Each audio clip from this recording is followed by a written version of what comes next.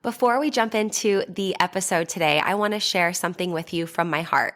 First of all, thank you so much for listening to the podcast. I really can't tell you how much your support means to me. We've been doing the podcast now for almost 4 years. I can't even believe it. And I'm so grateful for each and every single one of you that listens, shares an episode with your friends, sends me a DM or a text message letting me know how an episode resonated with you or any aha moments. Seriously, I couldn't be more grateful to be able to create this podcast. It has been such a blessing in my life, and I love hearing the ways it's been able to provide value in yours as well. One thing you might not know is how much work it takes to be consistent with a podcast. In fact, did you know that the majority of podcasts don't make it past episode number 10? And we are well beyond that. And it's just a lot thinking of the episodes, recording them, editing them, managing the guests, making sure that everything runs smoothly and gets uploaded consistently and regularly. And so that's why I have created an amazing opportunity for you to support the podcast monetarily. And in exchange for that, you will get exclusive premium subscriber content. So for as little as $3 a month, you can become a premium subscriber of the podcast. And every month I will upload new voice-guided workouts and breathwork meditation audio for you. So that way you can work out with me, coaching you in your ears. You can also take a moment to reduce your stress and relax and come down and ground down with one of my breathwork audios. So if that is on your heart to support the podcast for as little as $3 a month to become a premium podcast subscriber, I can't tell you how much that means to me and the growth of this podcast. I appreciate you. If you're interested, click the link in the description, become a premium podcast subscriber, new content every month, and while supplies last, I'll send you an exclusive podcast coffee mug so you can have your self-love and sweat coffee every morning. I appreciate you. Now let's get into the show. Welcome to Self-Love and Sweat, the podcast, the place where you'll get inspired to live your life unapologetically, embrace your perfect imperfections, break down barriers, and do what sets your soul on fire. I'm your host, Lunden Souza. Hey friend, it's me, Lunden Souza, online lifestyle transformation coach.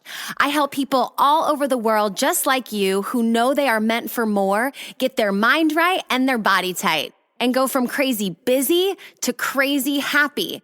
And hey, if it's our first time meeting, welcome. So happy to have you. And if you've been with us for a while, it's so great that you're here too. I'm really excited to share this episode of the Self-Love and Sweat podcast with you.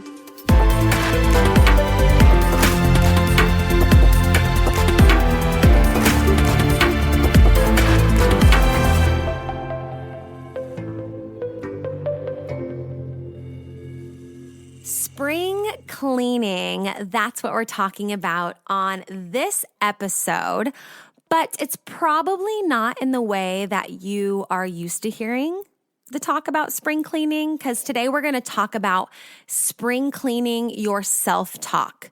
Yes, cleaning up the way that you talk about yourself. So yeah, spring cleaning is great when it comes to cleaning out that drawer, that maybe you shove everything in. It's just like the junk drawer, the everything drawer.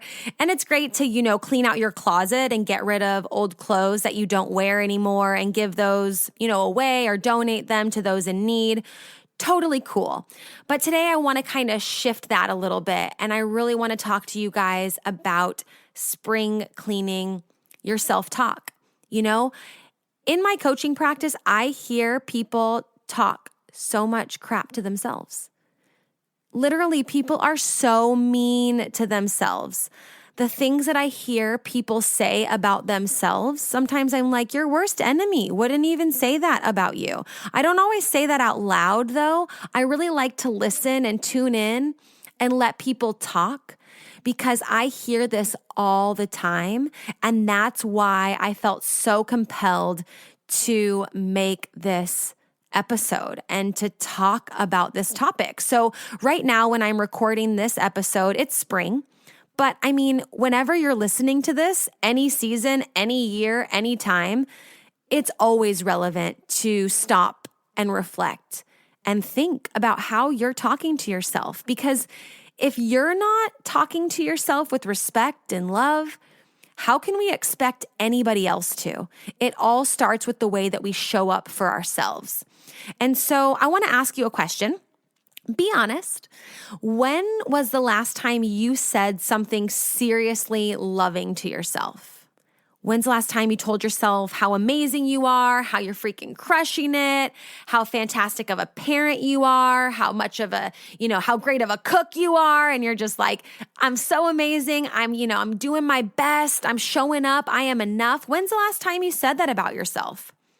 Probably not lately, right? I mean, I hope so. I hope that the people that are coming onto my podcast, onto this podcast, the Self-Love and Sweat podcast, are starting to understand the value and the importance of personal development and really, really, showing up for ourselves. But hey, we're all human. And so time and time again, even if you feel like, no, I actually do tell myself I'm awesome and I'm crushing it and I'm amazing a lot, it's always great to stop and reflect and really think about, okay, how can I improve the way that I'm talking to myself? How can I improve some of these things and some of, the things that I'm saying because they're not serving you?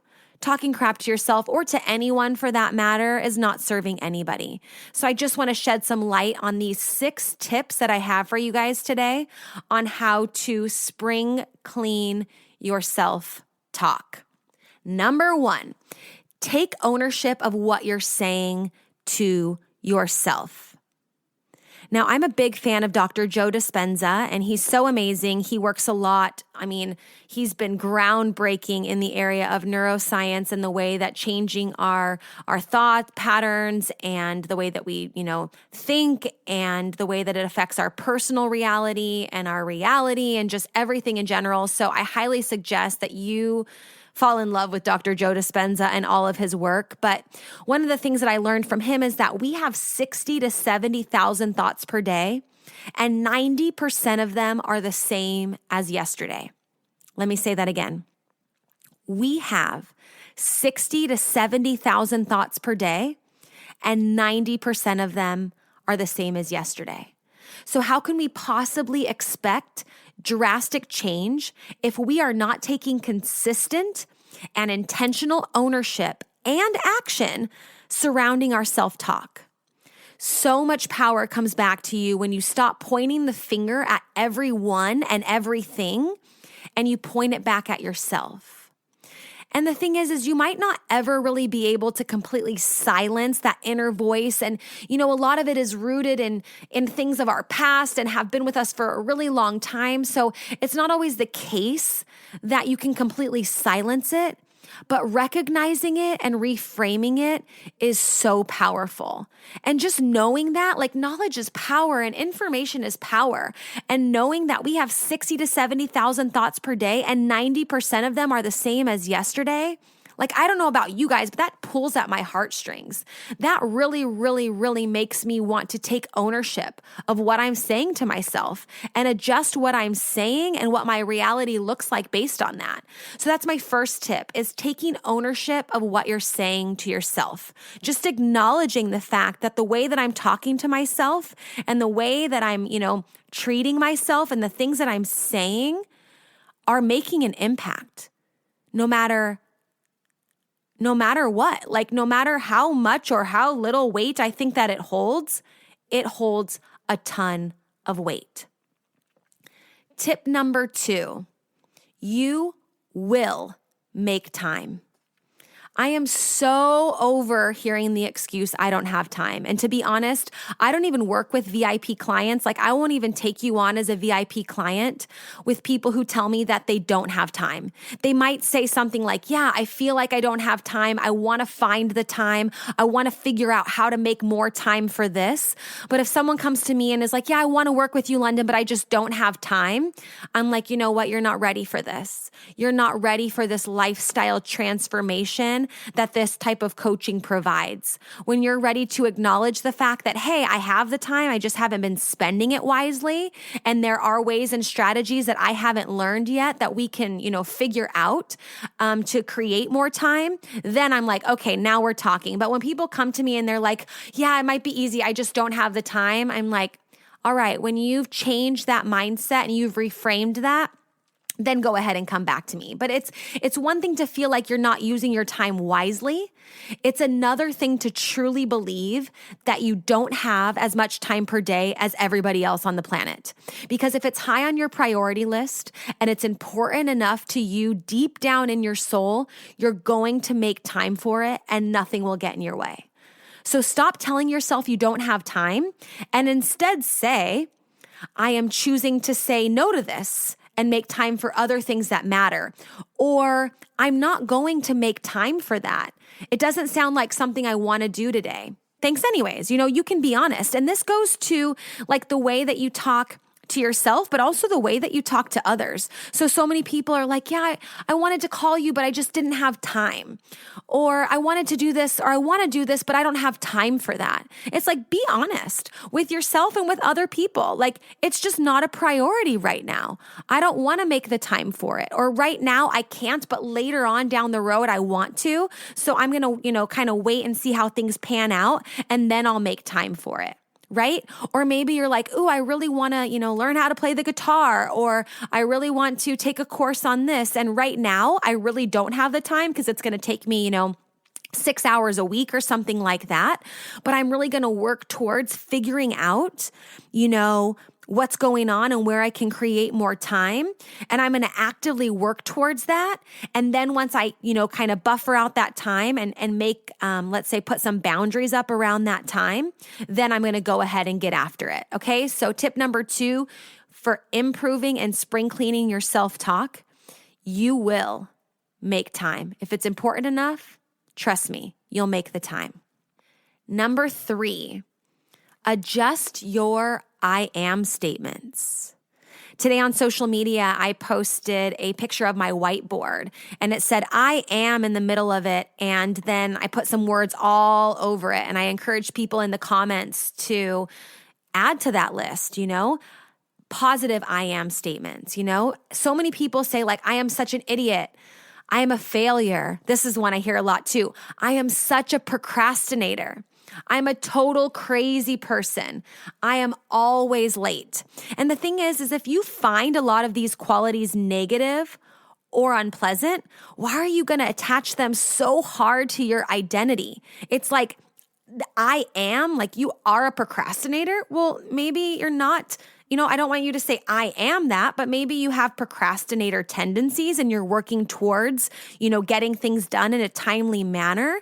But a lot of the things that people say that they are like, I am a crazy person. I am a failure. I am an idiot. Like, I'm like, okay, do you think that those qualities that you are, like, do you like them? No, I don't like them. I don't want to be those. Well, then why are you attaching them so hard? It's like they're stuck onto you like super, super, super glue, So how about instead, today was tough, but I did my absolute best.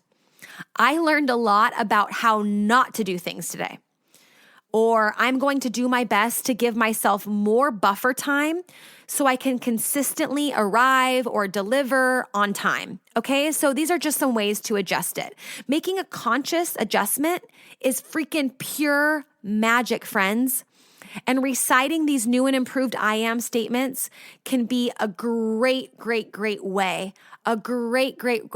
to improve your overall quality of life. And I talked about my 3M formula to go from madness to magic in the morning. And you guys might have listened to that episode, but this is a great thing to add to one of your M's. And if you haven't listened to that episode, I would highly suggest you go back to that after this one is over, because it's just such an amazing episode and it just really helps start the trajectory of your day. But using your I am statements for the second M is so powerful, so powerful. And I say this a lot, but if you change your words, you can change your world. If you change your words, you can absolutely change your world. Tip number 4, Failure is freaking fantastic. Get used to failure, friends. Become friends with failure and seriously become best friends with failure. Get to know failure so well, like get to know it so well, and don't be afraid of it because it's going to come no matter what. And it just matters how you perceive failure. I always see it as an opportunity to learn, and you have to see it that way. Failure is your biggest teacher, and you'll learn all the ways and all the reasons why something doesn't work and how to do it better. Okay? You're not lucky if you haven't had any failures. They're coming. Be ready. You got this. And you're going to learn very, very valuable lessons and be able to reassess and take action and keep it moving. Okay? So you need to reframe how you see failure. This is so important. And just because you have failed doesn't make you a failure. So you don't need to say like, I am a failure just because you failed at something. Like I've failed at a lot of things. I've tried a lot of things and not necessarily like when I say I failed, I don't even think of it as like a failure. It's kind of like, oh, I tried that out and I realized, that way doesn't work. That way failed. But that doesn't mean I'm a failure. It just means like I figured out that doesn't work. And now I'm going to come back to the drawing board and try something new. Okay, you just need to dust yourself off and find another way. Okay, you are not a failure just because you found a way that something doesn't work, or you've tried, something and it didn't work out the way that you planned, or you went after a business idea or a business venture and it didn't work out, or you tried a new diet or a new strategy or whatever for health and wellness and it didn't work out. That doesn't mean you're a failure. It just means that way that you did that probably isn't the way that's going to work for you, especially if you can say like, oh, I gave it my all. It's not like, oh, I tried that and I ate one salad and like now I didn't lose weight, so that failed, but you really, really made a conscious effort and you realize, that didn't work. It didn't work out the way that I planned or the way that I thought it would. And, it's all good. It's all good. So make friends with failure. Become best friends with failure. Don't be afraid of failure. Okay, give her a name. Maybe we call her Fran, just another F, but just get to know failure and be okay with it and be comfortable with it. It's nothing to be ashamed about. It's awesome. You get to learn a lot from your mistakes and a lot from that failure. Number 5 for spring cleaning your self-talk is to start with one word or phrase at a time. So for me personally, I started with the word busy, okay? If you would have talked to me like probably 2 years ago, you would have heard me say, I was so busy. Like, sorry, I couldn't get back to you. I was so busy. Oh my gosh, my schedule is so busy. And like for some reason, I thought that made me kind of sound important maybe a little bit, or like, oh, just my schedule was so busy. And I continued to let busy run my life and to be my excuse for everything. But I finally decided a couple years ago to completely eliminate the word busy from my vocabulary and instead replace it with full or abundant. So you'll probably hear me say like, oh, I had a really full day. Like I have a really abundant schedule. I just feel like busy is a cop-out. Like I feel like people let busy, whatever busy is or whoever busy is, run their life. And so many people come to me when they, want to start working with me as a client and they're like, I am so crazy busy. I feel like I'm running around like a chicken with my head cut off. I'm so busy. I feel like I don't even have enough hours in the day to do anything.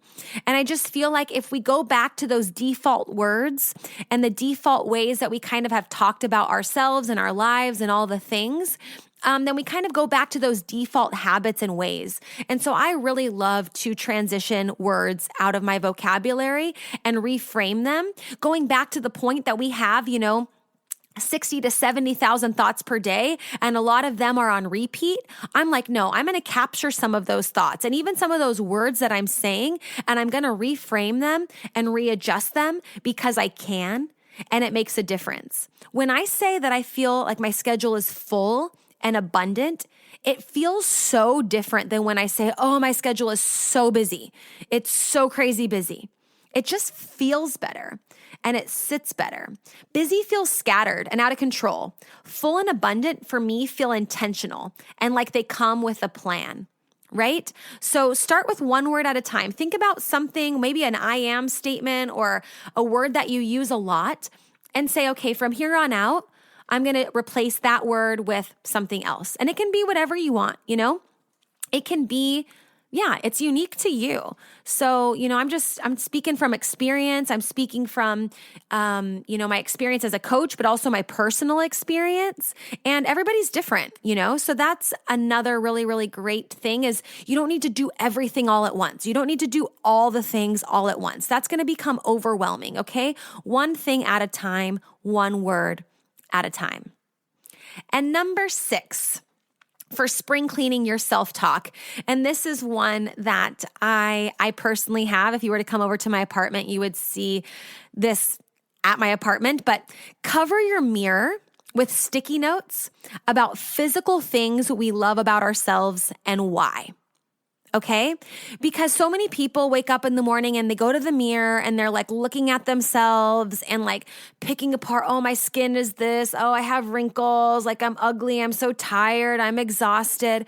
I just love covering at least part of my mirror that I look at in the morning first thing, or when you go to brush your teeth or splash some water on your face, with things that I love about myself and why. It doesn't need to be like long drawn out sentences, but things that I have, for example, I love that my thighs touch. Like no matter how hard I try, I know I never really tried, to be honest, but you remember the thigh gap was in, and I don't know, hopefully it's not still, but I put on my mirror, I love that my thighs touch. I'm closer to becoming a mermaid because my thighs touch, And actually one time I ran a half marathon and I crossed the finish line, and a friend of mine, looked at me and she's like, Lunden, are you okay? Did you start your period? And I looked down and I had blood running down my leg, and I was like, no, I don't think so. And I ran to the bathroom, and sure enough, the pant leg on my shorts had run up and I chafed. My thighs touch and my thighs rubbed together until they bled, and straight up mermaid status. Reframe it, readjust it, and put that on your mirror. I also put on my mirror that I like my bigger nose. It's like my dad's. So for the longest time, when I was younger, I just really didn't like my nose. I wanted to get a nose job. I have, I don't even want to say a bigger nose. It's just more prominent, and it looks like my dad's. It runs in our family. It's a Sousa nose, if that makes sense. And my dad, his family is Portuguese. So his family comes from the Azore Islands in Portugal. And I'll never forget when we went to Portugal, a couple years ago. I think it was almost 3 summers ago. Yeah, it'll be about 3 summers ago. We went to Portugal. It was my first time ever. And I remember being oh my gosh, there are other women and even men who have a nose like me. And I just now I'm totally cool with it. It's not something I think about at all. But I remember when I was younger, I used to look at pictures and make sure that it was at a certain angle and that my nose looked okay. And I always thought it was I don't know, kind of wavy. I can't explain it, but that's just how I felt. And I think that we all, I've never tried to really explain to someone what I thought my nose looked like, but that's the truth. When I was younger, I just was oh, I really want to get a nose job. I feel my nose is big and it just is very prominent. But then I was no, I like my bigger nose, my prominent nose, and it's like my dad's. And it's actually people that I saw in Portugal, which was oh, this is where some of my heritage comes from, half of my heritage comes from. And I remember loving that even more when I saw it through those people. I also have that I love my feet because they walk all over and are my transportation since I don't have a car. So when I lived in California before I moved to Austria, I used to be a mobile personal trainer, and I would drive all over the place. I would drive from Long Beach, California, all the way to San Clemente, which is, if you guys are familiar with California, with traffic, it can sometimes be a 3-hour drive to get from place to place. And so when I moved to Austria, I sold everything, including my car. And then when I moved to Austria, I was oh, public transportation is amazing. There's buses, there's trams, there's trains that go everywhere, and I can walk. And so I put on my mirror that I love my legs and I love my feet because they walk all over and are my transportation since I don't have a car. And this can be whatever. And I highly encourage you to write nice things about physical things about your body that most of the time you say bad things about. And most of the time you say negative stuff about. So yeah, you might not actually believe it when you write it down, but if you read it enough times and you show up every single day looking at that and reading that out loud, you'll begin to appreciate those things about yourself and see the good and the beautiful and the strength and all of those things and the uniqueness in those things that make you, you know? So what do your I love me statements say? Maybe you can say some out loud or you think about them now, but I really encourage you to get sticky notes and write them on the sticky notes and put them on your mirror. Put them on a place that you see frequently, especially first thing in the morning. It's so, so important. So, so important. And it just, when I read it, I have to laugh. I kind of make them funny. Like I said, I'm like, I'm a mermaid, or whatever that might look like. So those are my 6 tips, you guys, for spring cleaning your self-talk. I'll just read them one more time. Number 1, take ownership of what you're saying to yourself. Number 2, you will make time. Number 3, adjust your I am statements. Number 4, failure is freaking fantastic. Number 5, start with one word or phrase at a time. And number 6, cover your mirror with sticky notes with all the things you love about your physical body and why. Because even implementing just one of these 6 tips is going to make a massive difference for you this spring and anytime. Whether you're spring cleaning, you fall cleaning, you winter cleaning, anytime you need to clean up your self-talk, these 6 tips will make a massive difference. We do so much. We have so many powerful goals that we need to work towards, and you need to believe in you. Thank you so much for listening to this episode of Self-Love and Sweat, the podcast. Hey, do me a favor. Wherever you're listening to this podcast, give us a review. This really helps a lot. And share this with a friend. I'm only one person, and with your help, we can really spread the message of self-love and sweat and change more lives all around the world. I'm Lunden Souza, reminding you that you deserve a life full of passion, presence, and purpose, fueled by self-love and sweat.